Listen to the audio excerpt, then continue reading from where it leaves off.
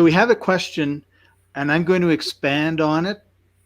It was from Lori, and it had to do with probates, but I'm going to kind of take what she asked and expand on it a little bit, because one of the things that's been in the news that I've been reading is President Biden is looking at an inheritance tax. He's looking at increasing, well, I guess you can't increase a tax if you don't have it.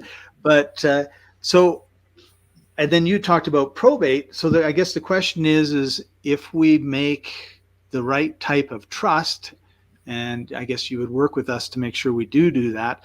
Does that mean that we would not be facing, or our heirs would not be facing, inheritance taxes?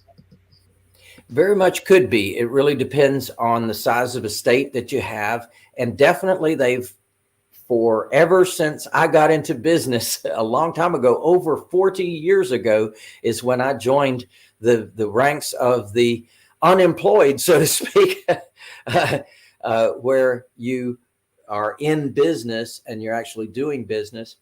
And one of the things that I've seen them do, for example, when I first got started in business, the tax code was that if the estate was $600,000, $600,000 was the only amount that was exempt from estate taxes. Anything above 600,000 was 55% tax. And that was just at the federal level. On top of that was state. So in other words, they were stealing a lot of people's entire wealth. Their whole lifetime of work was literally going to the government, and their kids had to fend for themselves. And maybe their kids participated heavily in actually creating that wealth. So it was a very sad thing to see happen. And then as Congress moves and changes, well, right now it's $11.8 million that's exempt from federal taxes. Now that's not true at the state level, but that's true at the federal level. So now what do you got? You got something amazing. However, that's exactly, and your point is well taken, Scott, that is exactly what is at work right now, where they're trying to ratchet that way back down. And there's a lot of numbers at play, all the way back down to the $600,000 number when I first got into this business. So just know that it's something to pay attention to, and definitely pay attention to who you vote for, because their beliefs are what causes votes.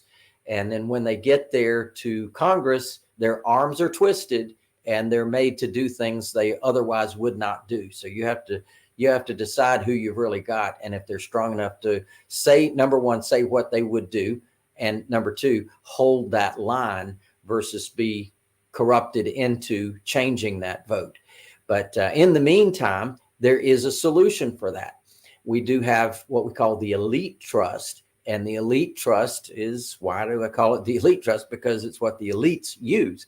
And there are generation skipping, there are generation passing, there's dynasty benefits to using certain kinds of trusts that allow the trust to live on past the death of the beneficiaries, past the death of the trustees, and lives on for generation to generation to generation to come. And the growth inside the trust can stay inside the trust and only be taxed when the trust is collapsed, when the trust pays out. So there can be some very long range benefits to using certain types of trusts that can actually, let's say, defer taxes for a very long period of time.